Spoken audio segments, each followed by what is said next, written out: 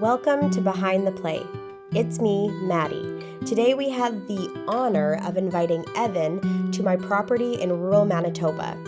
Evan is a dear friend to Taylor and a fellow early childhood educator. Together, Evan and Taylor both worked at the same center and grew up in the same town. Evan today shares his knowledge of land-based learning with his peers and the children he cares for. Evan has so much knowledge when it comes to identifying different types of plants and their benefits. We have asked Evan to join our conversation today to support what taking it outside can provide for the children we care for. Connecting with the land and learning from nature has a long list of benefits that can enhance our childcare settings. Welcome to Behind the Play, Evan. Thank you for being our guest today. Actually, you're going to be farther. That's not the boat. Dude, that's not the boat. How's the view? That is poison ivy, and you just put your nose on it. No, just kidding. This looks like Saskatoon buds, but you know what? I don't know. It does look like a Saskatoon, like... You want to talk about it?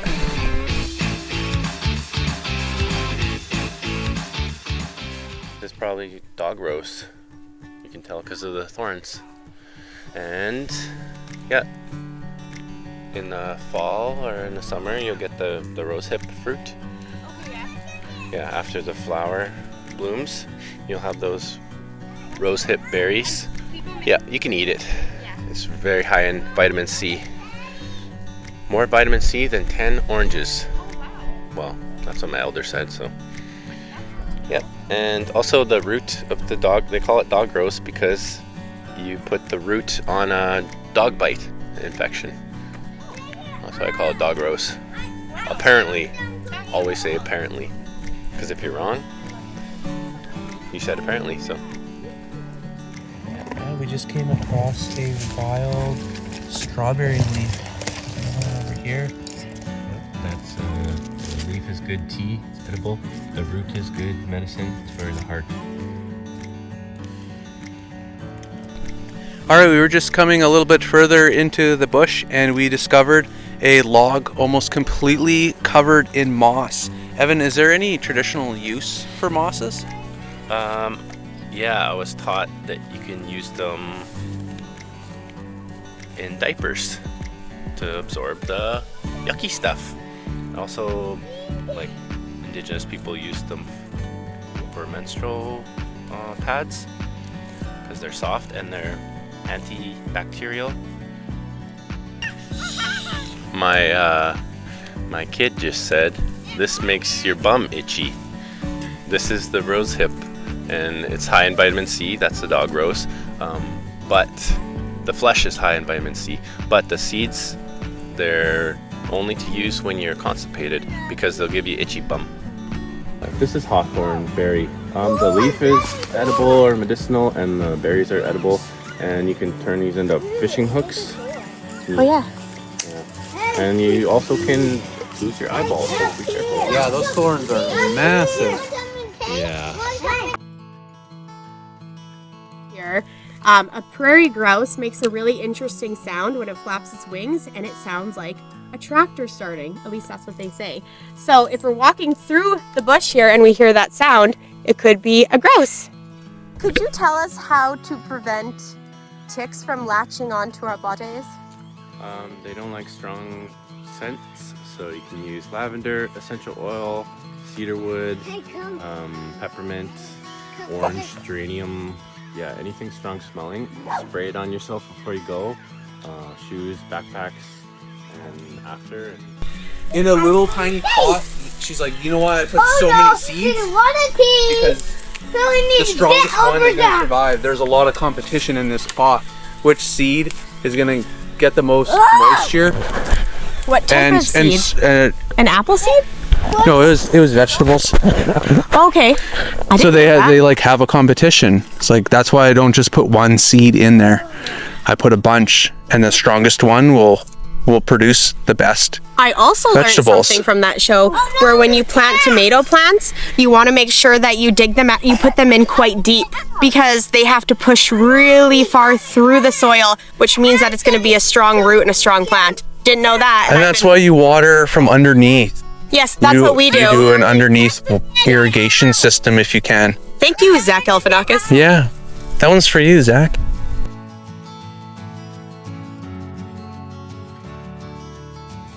Well, probably want to show the leaf. These look like, yeah, either gooseberry or like a currant, like black currant, red currant.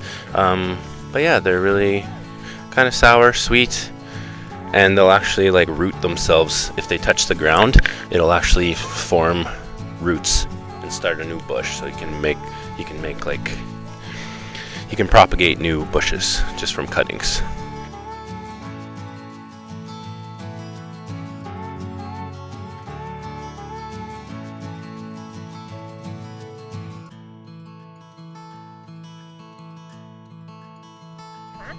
Hey, we came across this plant that none of us can identify, so if anyone can, in the comments, let us know. It's growing wild. You have to step on If anyone knows why these ants are really bunched up like this, tell us in the comments. This is interesting.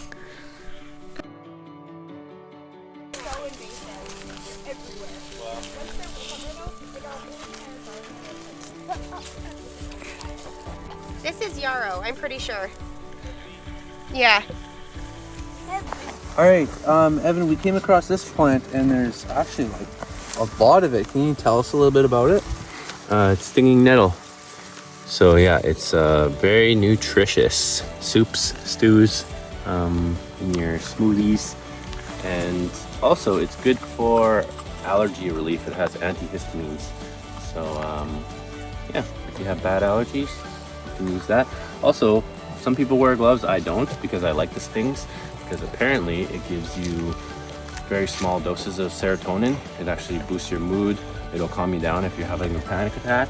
So you can just like brush your arm, your leg. Aren't the needles an anti-inflammatory too? Yeah, I'm pretty sure. Yeah. So I like literally, if I'm stressed out, freaking out, drink too much coffee, I'll literally like get the sting and it calms you down, lowers your blood pressure.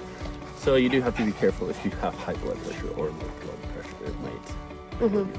Okay, so we were just walking through the bush here, and we came across this tree plant, and Evan's gonna tell us about it. I think it's chokecherry. Chokecherry. Yep. How can you identify a chokecherry tree? Because of the way it is. It's just the way it is, baby. Why? How? The bark. I just seen chokecherries at my mom's over the last few years, and that's what the bark looks like. And are these like the little, these Come in little closer. Come in closer for a closer look. They are kind of they're bunches, but they're separated, so those will probably. And then if you look over here, there's berries in that. Oh yeah. That looks like a bunch of chokecherries, but it could be Saskatoon.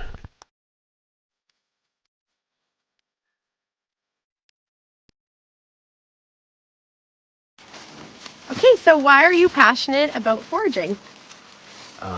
Well, like 7 years ago, I met an amazing knowledge keeper, medicine woman, indigenous farmer named Audrey Logan. And sadly she passed away in January, but she's been teaching me, Right, and this is like a way to honor her as well. yeah, she actually asked me specifically to carry on her teachings, so that's what I'm doing. Well, thank you for showing Taylor and I today. All right, so we're just starting to make our way back out of the bush. And quick question for you, Evan. Why is it important for kids to come out in the nature? Well, it's just good to connect with your surroundings, see the animals, birds, bugs, and to get to know plants and mushrooms. Because, yeah, we're part of nature too. That ain't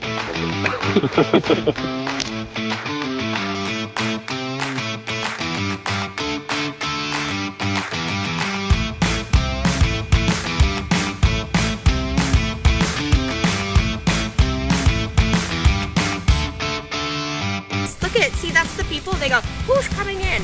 Daddy. That is, if a fairy were to be, there are fairies, by the way. It lives in here. Well, we should leave their house. Have a great rest of your long weekend. Okay.